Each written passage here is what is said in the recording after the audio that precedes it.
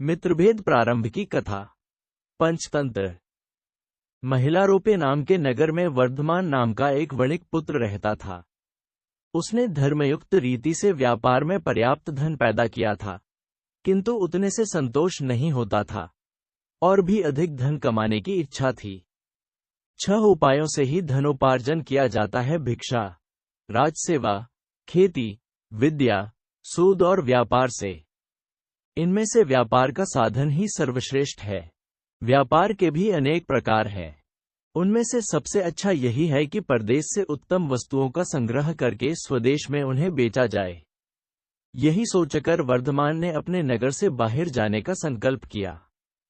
मथुरा जाने वाले मार्ग के लिए उसने अपना रथ तैयार करवाया। रथ में 2 सुंदर सुदृढ़ बैल लगवाए। उनके नाम थे संजीवक और नंदक। वर्धमान का रथ जब यमुना के किनारे पहुंचा तो संजीवक नाम का बैल नदी तट की दलदल में फंस गया। वहां से निकलने की चेष्टा में उसका एक पैर भी टूट गया। वर्धमान को यह देखकर बड़ा दुख हुआ। 3 रात उसने बैल के स्वस्थ होने की प्रतीक्षा की। बाद में उसके सारथी ने कहा कि इस वन में अनेक हिंसक जंतु रहते हैं, यहां उनसे बचाव का कोई उपाय नहीं है। संजीवक के अच्छा होने में बहुत दिन लग जाएंगे। इतने दिन यहां रहकर प्राणों का संकट नहीं उठाया जा सकता। इस बैल के लिए अपने जीवन को मृत्यु के मुख में क्यों डालते हैं।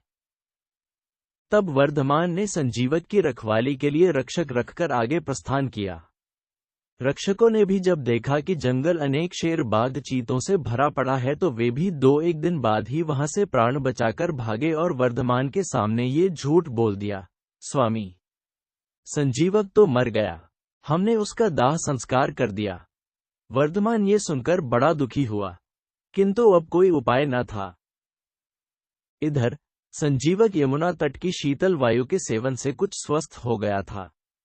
किनारे की दूब का अग्रभाग पशुओं के लिए बहुत बलदायी होता है। उसे निरंतर खाने के बाद वह खूब मांसल और हृष्ट-पुष्ट भी हो गया।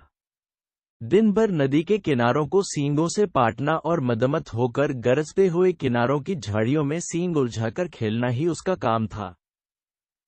एक दिन उसी यमुना तट पर पिंगलक नाम का शेर पानी पीने आया। वहां उसने दूर से ही संजीवक की गंभीर हुंकार सुनी। उसे सुनकर वह भयभीत सा हो सिमटकर झाड़ियों में जा छिपा। शेर के साथ 2 गीदड़ भी थे, करटक और दमनक। ये दोनों सदा शेर के पीछे पीछे रहते थे। उन्होंने जब अपने स्वामी को भयभीत देखा तो आश्चर्य में डूब गए। वन के स्वामी का इस तरह भयातुर होना सचमुच बड़े अचंभे की बात थी। आज तक पिंगलक कभी इस तरह भयभीत नहीं हुआ था।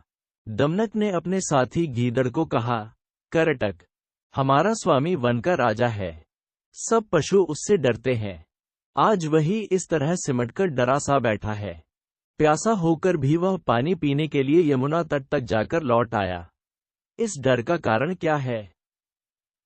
करटक ने उत्तर दिया, दमनक, कारण कुछ भी हो, हमें क्या, दूसरों के काम में हस्तक्षेप करना ठीक नहीं।